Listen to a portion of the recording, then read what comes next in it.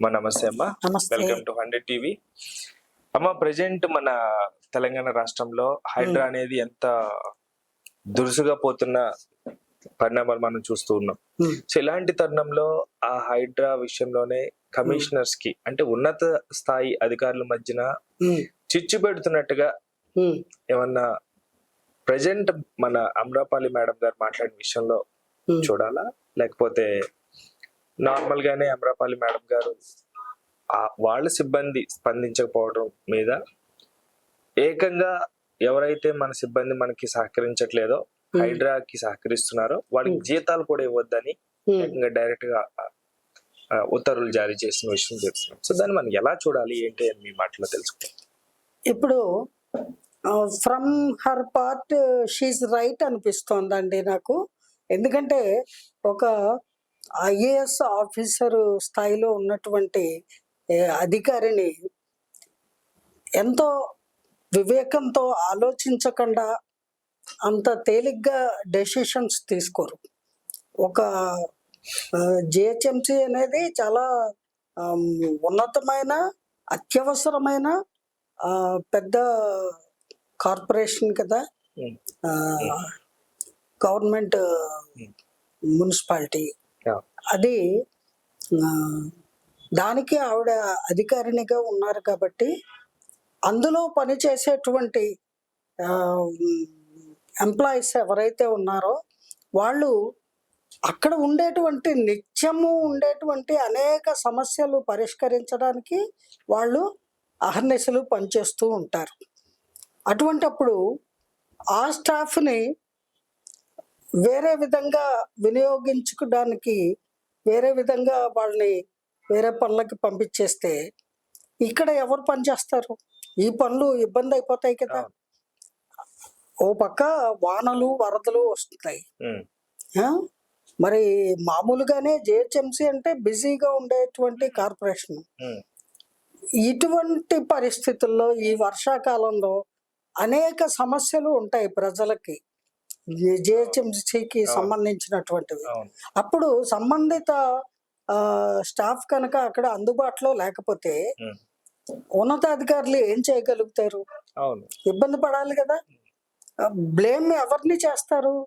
ఉన్నతాధికారులని, మీరు పట్టించుకోలేదు అని. అంచేత ఆవిడ ఆ నిర్ణయం తీసుకోవడం సబబుగానే ఉంది అని నా అభిప్రాయం. ఇకపోతే హైడ్రా, ఈ హైడ్రా అనే కార్పొరేషన్కి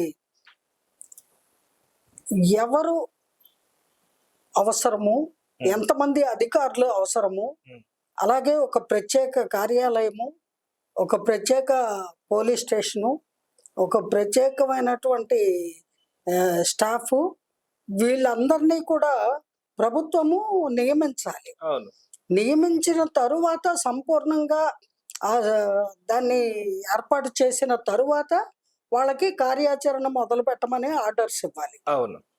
అలా కాకుండా జస్ట్ స్టార్ట్ చేసేసి అంతా గవర్నమెంటే కదా అని చెప్పి ఈ ఆఫీసులో స్టాఫ్ని ఆ పనులకి తీసుకుపోతే మరి ఇక్కడ పనులు ఎవరు చేస్తారు? అది కరెక్ట్ కాదు అనిపిస్తుంది ఎవరికైనా. మీకు అనిపించట్లేదా?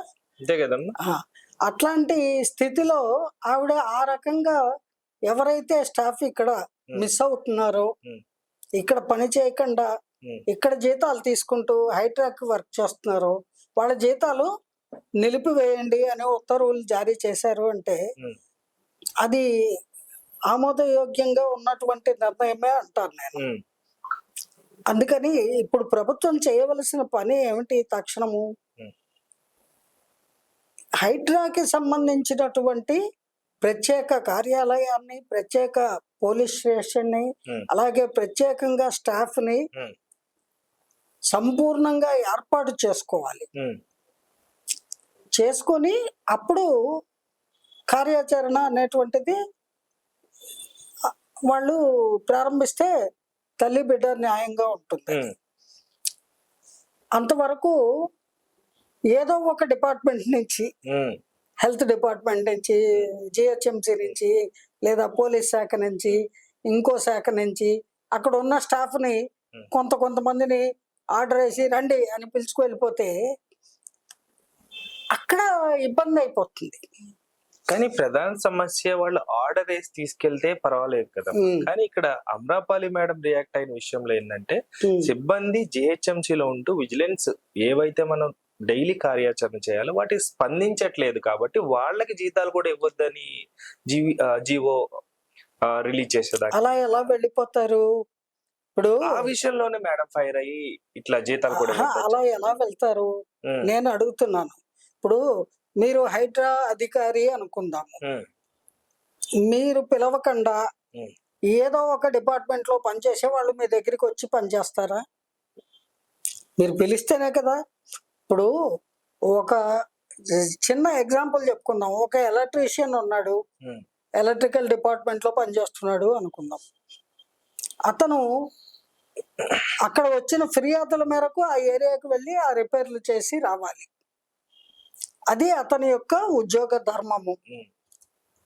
అలా కాకుండా అతను ఫోన్ నెంబర్ ఇచ్చేసి ఏ ఏరియాలో ఎవరికి కరెంటు ప్రాబ్లం ఉన్నా వెళ్ళి పని చేసేస్తాడా డబ్బు సంపాదన కోసము? చెయ్యొచ్చా అలాగా? తప్పు కదా. అందుకే మేడం గారు అటువంటి ఉత్తర్వులు జారీ చేశారు. Very simple. అలా వ్యక్తిగతంగానూ వెళ్ళకూడదు, లేదా ఈ హైడ్రాకి సంబంధించినటువంటి ముఖ్యమైన అధికారులు ఎవరైతే ఉన్నారో వాళ్ళ పిలుపు మేరకు కూడా వీళ్ళు పరిగెత్తుకొని వెళ్ళకూడదు. అది గవర్నమెంట్ సంస్థ, ఇది గవర్నమెంట్ కార్పొరేషనే అని చేత మేము వెళతాము అంటే రెండు చోట్ల ప్రయాణం చేయడం కరెక్ట్ కాదండి. మీరు అక్కడ మీకు ఉద్యోగం ఇస్తే అక్కడికి వెళ్ళి పని చేయండి. మీరు ఇక్కడ మీ జాబు, ఇక్కడ జీతాలు తీసుకుంటున్నారు, మరి ఇక్కడ పనికి ఉండాలి కదా. సో అంచేత ఇది ఎవరైతే అలా పెడుతున్నారో వాళ్ళు తెలుసుకొని అర్థం చేసుకొని వాళ్ళు వాళ్ళ సక్రమంగా వాళ్ళ విధుల్ని నిర్వర్తిస్తే సరిపోతుంది. అలాగే ఉన్నత అధికారుల మధ్యన కూడా వైరము పెరిగే అవకాశం ఉంది. ఇటువంటి సందర్భాల్లో మా స్టాఫ్ ని మీరెందుకు తీసుకెళ్లారు అని, మరి ఇది గవర్నమెంట్ పనే కదా అందుకు తీసుకెళ్లామని వాళ్ళు ఇలా ఉన్నత అధికారుల మధ్యన కూడా భేదాభిప్రాయాలు వచ్చే ఆస్కారం చాలా ఉంది. ఇటువంటి గొడవలు ఏమీ రాకుండా మాన్యశ్రీ ముఖ్యమంత్రి గారు తగు చర్యలు తీసుకొని తక్షణమే కావలసినటువంటి హైడ్రాక్ కావలసినటువంటి ప్రత్యేక స్టాఫ్ ని నియమిస్తే వాళ్ళు ఆ పనికి వెడితే బాగుంటుంది అని నా అభిప్రాయం. వెరీ గుడ్ అమ్మా. కానీ ఇక్కడ మన ముఖ్యమంత్రి గారు రేవంత్ రెడ్డి గారు ఏమంటే, ఎలా అయితే సిఐడి అంటే మనం వినంగానే ఇది సిఐడి అంటే చాలా కఠినంగా ఉండే ఒక విభాగం, ఒక వింగు, అలాగే హైడ్రాన్ తయారు చేయాలన్న ఉద్దేశంలో భాగంగానే రీసెంట్ గా ఒక 15 మంది ఇన్స్పెక్టర్స్ ని, అలాగే కొంత ముగ్గురిని మన సబ్ ఇన్స్పెక్టర్లు అనుకోండి, లేకపోతే కొంతమంది స్టాఫ్ ని కానీ రిజర్వ్డ్ ఇన్స్పెక్టర్స్ ని, అలాగే ఐఏఎస్ ని కూడా యాడ్ ఆన్ చేసుకుంటూనే, అంటే దానికి సంబంధం ఇచ్చిన నాయకులందరినీ కూడా దానికి కలుపుకుంటూనే పోతున్నారు. అంటే ఒక పక్కన అమ్రాపల్లి మేడం కూడా ఇంతకు ముందు చాలా ఉన్నతమైన పదవులు చూస్తున్నారు, ఆమె కూడా ఒక ఐఏఎస్. అంటే ఆమె పర్సనల్ గా ఇగో దెబ్బతినడం వల్ల ఇలా రియాక్ట్ అయ్యారంటారా? కొనలో చూడొచ్చా? లేదు. ఇప్పుడు ఇక్కడ ఒక చోట ఉన్నతమైనటువంటి ఉద్యోగ నిర్వహణ చేస్తూ ఉన్న అధికారులు వాళ్ళకి ఎగోలు, వ్యక్తిగత ఫీలింగ్స్ అటువంటివి ఏమీ ఉండవు, ఉండకూడదు కూడా. ఆవిడకి ప్రత్యేకించి అటువంటివి ఏమీ ఉండవు అని నా అభిప్రాయం.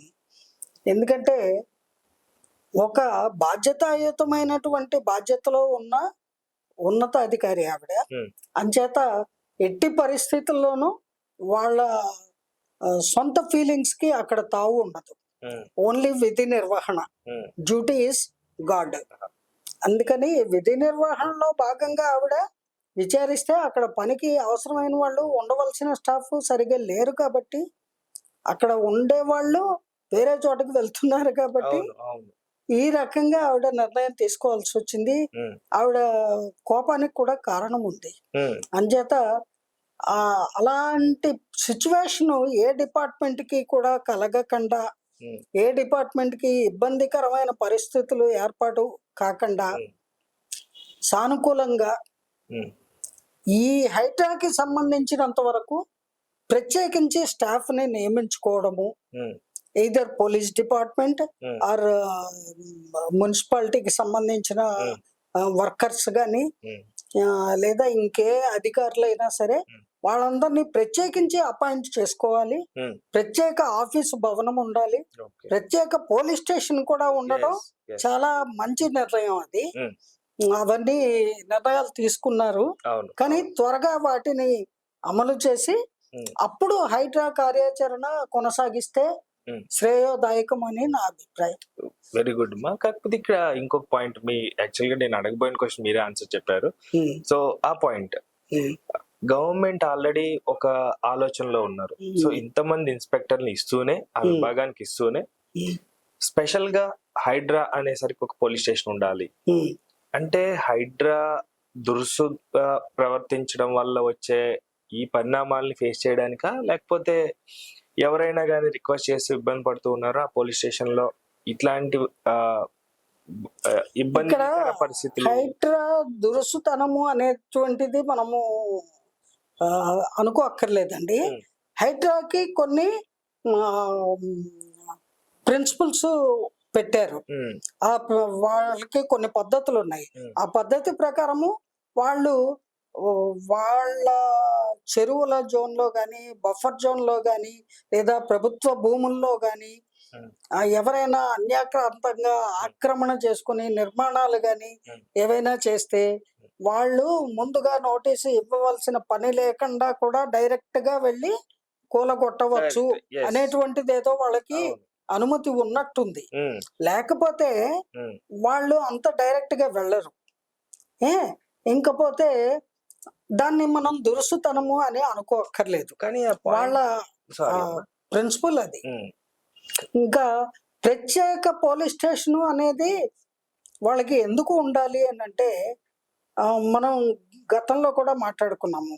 ఈ హైడ్రా పరిధిలోకి వచ్చే విధంగా కట్టడాలు చేసినటువంటి చెరువులను మూసేసి కొంతమంది బిల్డర్స్ గత ప్రభుత్వాల అనుమతులు లేకుండా లేదా లంచాలు ఇచ్చి మేనేజ్ చేసి రకరకాలుగా అపార్ట్మెంట్స్ కట్టేసిన వాళ్ళు కొందరు ఉన్నారు. అలాగే కొన్ని ఇళ్ళు ఇవన్నీ నిర్మాణాలు చేసేసారు. వాటిని పాపము మధ్య తరగతి లోవర్ మిడిల్ క్లాస్ పీపుల్ కొంచెం నిరుపేద స్థితిలో ఉండి అప్పులు చేసుకొని మరి సొంత ఇంట్లో ఉండాలి అని ఆశపడే వాళ్ళు కొనుక్కొని స్థిరపడ్డారు. వాళ్ళు ట్యాక్సుల రూపంలో అనేక రూపాల్లో ప్రభుత్వానికి సొమ్ము చెల్లిస్తున్నారు. మరి వాళ్ళని అవి కూలగొట్టేస్తారు. మరి హైడ్రా ప్రిన్సిపల్ ప్రకారం వాటిని కూలగొట్టేస్తారు. వాళ్ళు సడన్ గా నిరాశ్రయులు అయిపోతారు. వాళ్ళకి ఆర్థిక నష్టము, నిరాశ్రయులు అవ్వడము, రెండు విధాలా వాళ్ళు నష్టపోతున్నారు. అటువంటి వాళ్ళకి ప్రభుత్వమే ఆదుకోవాలి. వాళ్ళకి ప్రత్యామ్నాయంగా వేరే నివాస యోగ్యమైనటువంటి ఈ ఏర్పాటు చేసి లేదా చూసి అప్పుడు వాళ్ళు ఆ కూల్చివేత అనేటువంటి చెయ్యాలి. అటువంటి వాళ్ళ విషయంలో ఇది ప్రభుత్వానికి మనము చేసుకునే విన్నపం. థ్యాంక్ యూ అమ్మా, చాలా బాగా చెప్పారు.